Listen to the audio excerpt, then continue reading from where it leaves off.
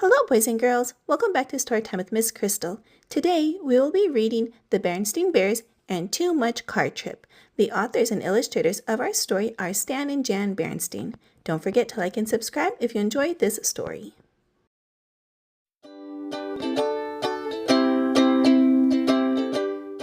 It was just about vacation time for the Bear family. Brother and Sister Bear knew where they wanted to go on vacation. Brother's choice was Great Grizzly Land. Cousin Fred's been there twice, he said. He says it has all the biggest, steepest, fastest rides. Sister had a different idea. She wanted to go to Wild White Water Kingdom. Lizzie went there last year and she said it's awesome. It's got a white water ride where everybody has to wear a bathing suit. It's got a pool that makes a huge wave, a corkscrew water slide, and... I'm sure those places are fun, interrupted Papa Bear. But we're going on a different sort of vacation this year. Oh, said Brother.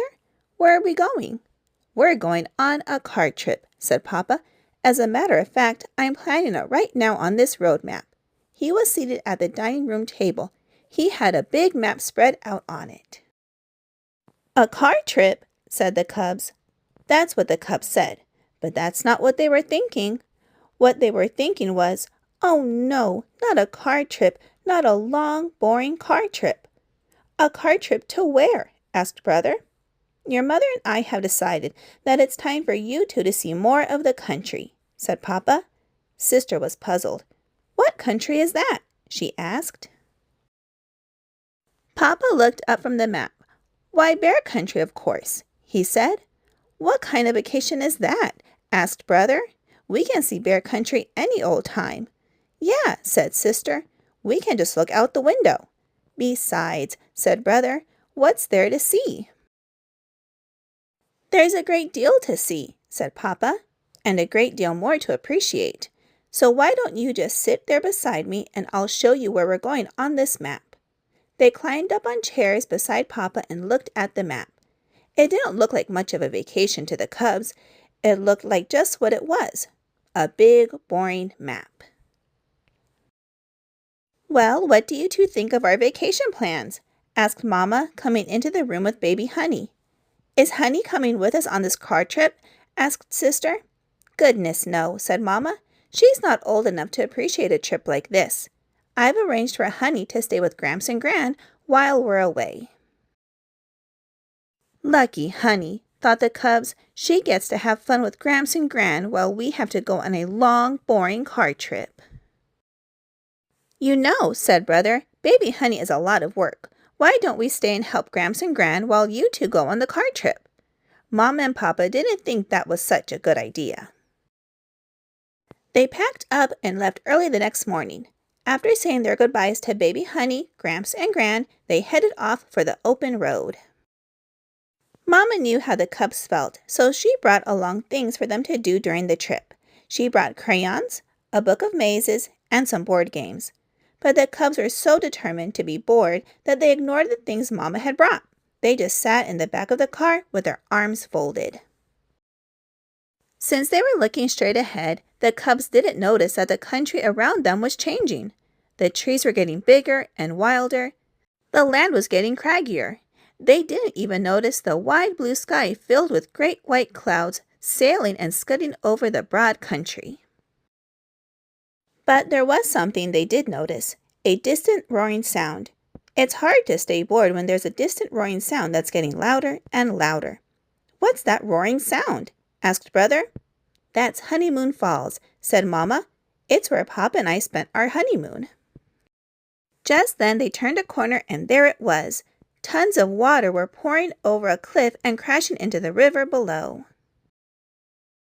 Brother and Sister forgot all about being bored and said, Wow! They parked the car and went to Honeymoon Point overlooking the falls. They had to rent slickers to keep from getting drenched. I bet they don't have anything like this at Wild White Water Kingdom, shouted Sister over the roar. There's something I don't quite understand, Mama, she added as they headed back to the car. If you were here on your honeymoon, how come I don't remember it? Papa and Mama just looked at each other, and Brother whispered, We weren't even born yet, silly. That gave Sister something to think about on the next leg of their card trip. "Hey, look!" shouted Brother. "Soldiers fighting. They're shooting at each other." "Nothing to worry about, son," said Papa. "They're just shooting blanks. They're reenactors." "Huh? What's reenactors?" asked Brother. "They're folks that act out important things that happened a long time ago." "What are they reenacting?" asked Sister. Papa looked at the map. I'd say it's the Battle of Beetle Creek. See that stream? That's Beetle Creek." "Who was doing the fighting?" asked Brother. "Folks like us," said Papa. "What were they fighting about?" asked Sister. "You know, countries don't just happen," said Papa. "Folks have to make them happen. And sometimes there's trouble. That's what the reenactors want us to think about. Sometimes you can learn from the past and do a better job in the future. Look over there, behind that low wall." The cubs looked. "See those stones?" asked Papa. "They mark the graves of the soldiers who fell in battle." Brother started to say wow, but nothing came out. Sister took hold of Mama's hand and leaned against her. Back on the road, they went uphill for a long time. They passed a sign that said elevation 7,610 feet. "What's that sign mean?" asked Brother. "We're in the Great Grizzly Mountains, and that's how high we are," said Mama. That's when they turned a corner and found themselves looking down the steepest, narrowest, windingest road they had ever seen. The wind rushed past them as they plunged down the mountain. "Phew," said Brother when they got to the bottom. "I bet they don't have anything like that at Great Grizzly Land." "That's a pretty safe bet," said Papa. They passed a sign that read, "Now entering Bear Country National Park, home of Mount Grizzmore." "What's a national park, Mama?" asked Sister. "It's a park that belongs to the whole country," said Mama. "What's Mount Grizzmore?" asked Brother. "It's a very special mountain," said Papa. "What's special about it?" asked Sister. "You'll see in a minute, dear," said Mama. Mount Grizzmore came into view just as they came out of a clump of trees. And it really was special. It had 3 enormous faces carved in its side. "Who are they?" asked Brother from the observation area. "They're some of the great heroes of Bear Country history," said Papa. "Their faces are carved in the mountain so we won't forget them." Brother and Sister looked up at the great faces.